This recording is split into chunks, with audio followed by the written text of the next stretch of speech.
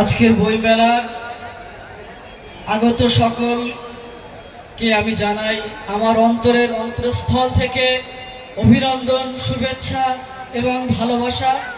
পাশাপাশি হাড়োয়া এই বইমেলার প্রধান উদ্যোক্তা যারা আছেন, বিশেষ করে জনাব আব্দুল খালেক মোল্লা মহাশয় এবং ফরিদ জমাদার মহাশয় এবং সঙ্গে আরও যারা আছেন, আমি অভিনন্দন জানাই, শুভেচ্ছা জানাই। বই মেলা হচ্ছে, বই হলো জ্ঞান, আর বই মেলা হলো জ্ঞানের মেলা। আপনারা জানেন সৃষ্টিকর্তা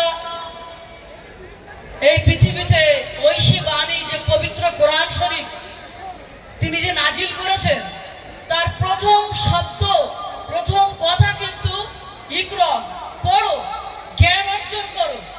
আর সেই জ্ঞানের উপায়, উপকরণ, জ্ঞানকে ছড়িয়ে দেওয়ার কাজ যারা করছেন, সেই আব্দুল খালেক মোল্লা মহাশয়, ফরিদ জমাদার এবং তাদের সঙ্গে আরো যারা আছেন, এক বিরাট বড় কাজ, জ্ঞান বিতরণের কাজ।